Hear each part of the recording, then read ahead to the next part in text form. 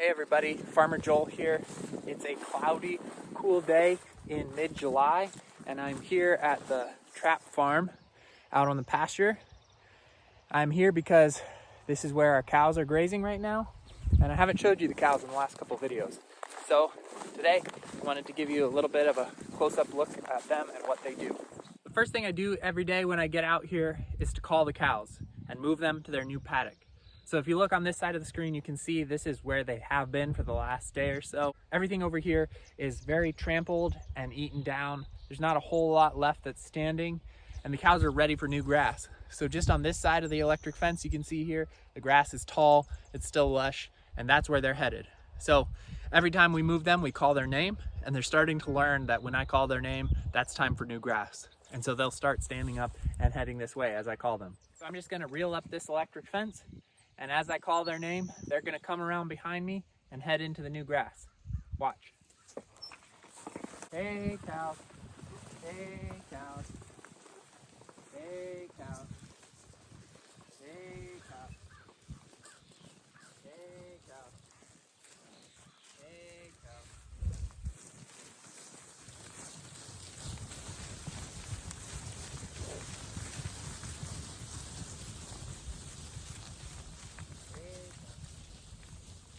After we move the cows to a new paddock, this mineral tub also has to go with them. This has got salt and kelp and some other trace minerals that the cows may need, and gives them free choice access to it. Whenever they feel they need it, they can just flip the top up here and lick out what they want, which is important for their health and then of course our health later on. But this tub is easy to move, and we just move it along with them. Same with their water tub, which I'll show you in a second. If you're wondering what the cows drink, this is it. A really small trough with a simple float valve to make sure it stays full all the time, and it's hooked up to hose bibs all along the fence line. We just have to move this to the new paddock every day, and then they've got an endless supply of clean, fresh water all day long, every day. Now they're all together. We've got 15 cows here, and they are on really good grass. Obviously, moving them to a new paddock every day or so is good for them. Keeps them on fresh grass, eating high quality grass all the time, but it's also really important for the pasture, and that's almost more important. See, when we take them off of a pasture paddock onto another pasture paddock, we can keep them off of that old paddock until that grass has had a chance to totally recover and get back to its optimal state again. And that recovery is really important because that's what allows those plants to put down really deep roots and build the fertility of the soil, and new plants to germinate and come up, and everything to regrow together. It also allows us to put them in one spot in really heavy stock density, meaning a lot of cows on that space for a long time, and they'll really trample that grass down. Even if they're not going to eat some kind of brushy, thorn, nettly thing that they don't like, they're still going to trample it down, which is crucial so that that thing doesn't flourish and take over the whole pasture. We don't want nettles or thistles or some kind of brush taking over our grasslands. We want grass here. And so having them trample down everything as they move across the pasture and then giving everything a chance to regrow together means that this pasture will stay premium grass for those cows, and the fertility will built up more and more and more. On our farm, we also follow the cows with our chickens, which mimics what we see in nature when large herbivore herds like buffalo or bison or wildebeest or whatever you have, those herbivores that are living on grassland ecosystems, they're always followed by herds or flocks of birds, Those flocks of birds come behind to all the trampled down grass where they can find all kinds of bugs and insects, and they can scratch through the cow pies to get the fly larvae that they need.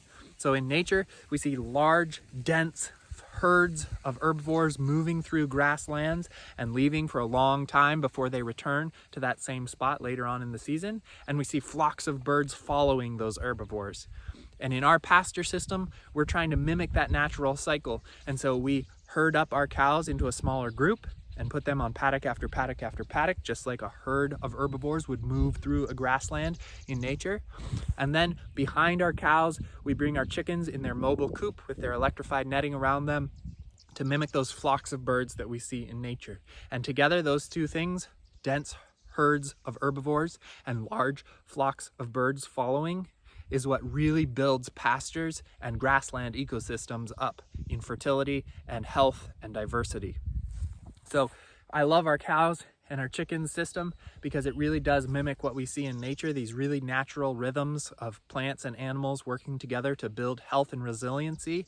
And through a little bit of single stand electrical fence and careful management, we can mimic the same kind of thing on a small 40-acre pasture and build that pasture or grassland ecosystem up. And at the same time, we get incredible eggs that are highly nutritious for us and incredible grass-fed beef that is highly nutritious for us. So those animals are supporting us, and we are protecting and supporting and managing them and the land that sustains them. And altogether, we all have important roles that benefit one another, and it's a really beautiful system together. So that's a good look at our cows. I'll show you a little bit more about the pastures and what the effects of those cows have. Let's go look at the grass. Here behind me is a paddock that the cows just came off of recently. As you can see, all the grass has been grazed or trampled down, and there's cow pies all over the surface. This is really good for the soil. All that biomass is now smashed on the surface of the soil and feeding the bugs and the microbes down there and giving a huge dose of fertility to this ground. And that'll be good for the regrowth. Let's go see some of that. Now I'm in a paddock that was grazed about a month ago. And as you can see, all that trampling has regrown beautifully. It's just a lush stand of grass. And in about a month, the cows will be back here fattening up on this perfect grass. Now let's go see a paddock that hasn't been grazed yet, and you'll totally see the difference. This is a paddock that hasn't been grazed yet. As you can see, a lot of the grass is going to seed, seeding up to thicken up our stand for the future years. But this is a lot of biomass here, and pretty soon when the cows come through, it'll be grazed down and trampled and smashed, and all this growth will go into the soil to feed it and increase the fertility. So that's the full cycle. Tall biomass, grazed and trampled, fattened cows, and then a lush regrowth for another cycle through. So there you have it. That's how we managed our cows on pasture. It's a really cool system. And of course, like everything on our farm, not only are we producing super nutritious food for you, but we're also protecting the land and building up its resilience and fertility, which is a really cool thing to be a part of. So thanks for watching, thanks for eating, thanks for caring about how your food is produced, and thanks for caring about the land and helping us to restore it. See you next time.